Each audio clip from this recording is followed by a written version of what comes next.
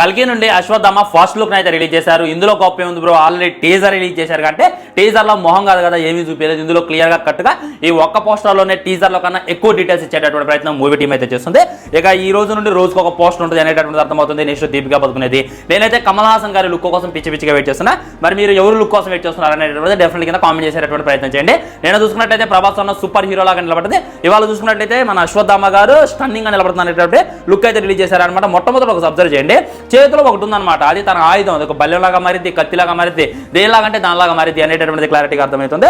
And చేతిలో ఇంకొక ఆయుధం ఉందన్నమాట. అదేదో వెరైటీగా ఉంది. ఇది ఏమై ఉంటుంది అని చెప్పి కన్ఫ్యూజ్ కామాకంటే ఇది ఖచ్చితంగా గన్ అనమాట. అప్పట్లో వాడేటటువంటి గన్నులు. కాకపోతే విలన్లు తను చంపడానికి గన్ను తెచ్చుకుంటే వాళ్ళ దగ్గర ఆ గన్నులు కొని వాళ్ళందరినీ కొట్టి కింద పడేశాడు అనేటటువంటి క్లారిటీగా చూపించేశారు. ఒకసారి జాగ్రత్తగా అబ్జర్వ్ చేయండి, కింద జాగ్రత్తగా ఫోకస్ చేయండి. ఇంకా చాలా గన్నులు ఉన్నాయి అనమాట. వీటన్నిటికన్నా నాకు బాగా అనిపించింది ఆయన నించున్నటువంటి స్టైల్ అనమాట. వేరే లెవెల్ ఉంది. మొత్తం కూడా కప్పుకోండి. ఎందుకు కప్పుకుంటే ఆయన ఒళ్ళు అయితే కాలిపోయింది, కానీ మొహం జాగ్రత్తగా అబ్జర్వ్ చేయండి. మొహం అయితే కాలినట్టు మనకైతే చూపించలేదు. నుదుటినైతే మనీ ఉందన్నమాట. అంటే ఆ మనీ తన దగ్గరే ఉంది అనేటటువంటి క్లారిటీగా అర్థమవుతుంది. దీన్ని బట్టి అయితే ఇంకా మనం ఒక జస్టిఫికేషన్ అయితే చేయొచ్చు. తను కూడా ప్రభాస్ మీద ఫైట్ చేయబోతున్నారు, ఆ తర్వాత విలన్స్ మీద ఫైట్ చేస్తారు అనేటటువంటి ఇంకా క్లారిటీగా అర్థమవుతుంది. ఇంకా ఈ పోస్టర్ డీప్ గా జాగ్రత్తగా అబ్జర్వ్ చేసినట్లయితే వెనకున్నటువంటి వెహికల్ అబ్బా, అసలు ఇది ఏం వెహికల్, లారీయా, ట్రాక్టరా, కారా, మరి బుజ్జి లాంటి ఇంకో వెహికల్ అనేటటువంటిది ఏ మాత్రం కూడా అర్థం కావట్లేదు. ఆ వెహికల్ మీద చూడండి ఏందో బస్తాలో ఉందన్నమాట. అది బస్తా కాదు, దాని ఇంజన్ అయి ఉంటుంది అనమాట. వెనక చూసుకున్నట్లయితే 2 టైర్లు ఉన్నాయి, ముందు చూసుకున్నట్లయితే నార్మల్ గా ఉన్నాయి. అక్కడ చూసుకున్నట్లయితే మనం ఏందో కంకర్ నడిపేటటువంటి ఉంటుంది కదా మిషన్, సేమ్ నాకైతే అదే గుర్తొచ్చింది. సో ఇది అశ్వత్థామ గారి వెహికల్ అని చెప్పి చాలా మంది కామెంట్ చేస్తున్నారు. అలాంటిది ఏం లేదు, ఇది విలన్స్ యొక్క వెహికల్ అనమాట. బుజ్జి భైరవాళ్ళు కూడా ఇలాంటి వెహికల్స్ ని చాలా చూపించారు మీరు జాగ్రత్తగా అబ్జర్వ్ చేసినట్లయితే. సో దీని మీద మన అశ్వత్థామని చంపేయడానికి విలన్స్ వచ్చినప్పుడు వాళ్ళందరినీ కొట్టి వాళ్ళ వెహికల్ ని లాక్కుంటారు, వాళ్ళ దగ్గర ఉన్నటువంటి గన్ను లాక్కుంటారు అనేటటువంటిది ఇంకా క్లియర్ కట్ గా అర్థమవుతుంది.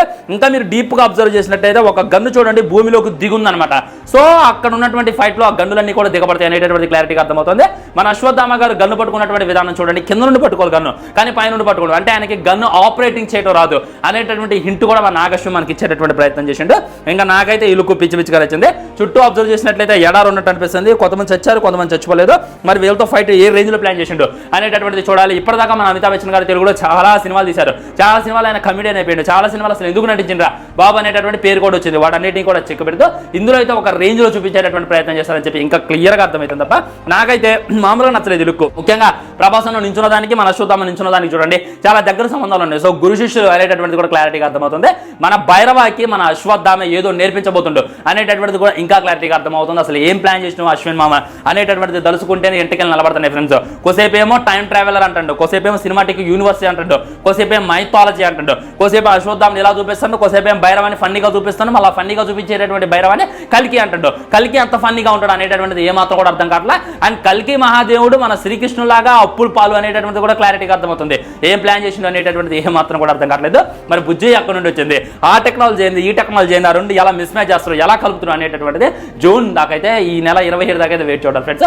నాకైతే ఏమాత్రం కూడా అర్థం కావట్లేదు. ఇంకా 10వ తారీఖు దాదాపు ఇంకో 2 రోజులు ఉంది మధ్యలో. ఇది అయిపోయిన తర్వాత డెఫినెట్లీ అఫీషియల్ ట్రయల్ వస్తుంది. దాన్ని చూసిన తర్వాత ఒక క్లారిటీ అయితే వచ్చేస్తుంది అనేటటువంటి ఇంకా బాగా అర్థమవుతుంది. మాక్సిమం అందులో కూడా ఒక క్లారిటీ అయితే ఇవ్వరు. మనల్ని థియేటర్కి రప్పించాలి కాబట్టి రప్పించడానికి కావాల్సిన విజువల్స్ మట్టికే అందులో పెడతారు. ఇక మిగిలిన అన్ని కూడా హాల్లోనే అనేటటువంటిది ఇంకా క్లారిటీగా అర్థమవుతుంది. సో మీకు ఏ విధంగా అనిపించింది ఈ పోస్టర్? భైరవాది నచ్చిందా, మన అశ్వత్థామ నచ్చిందా అనేటటువంటిది డెఫినెట్గా కామెంట్ చేయండి. వీడియో లైక్ చేయండి, షేర్ చేయండి, ఛానల్ సబ్స్క్రైబ్ చేయండి. వందే మాత్రం జై హింద్, నమస్కారం.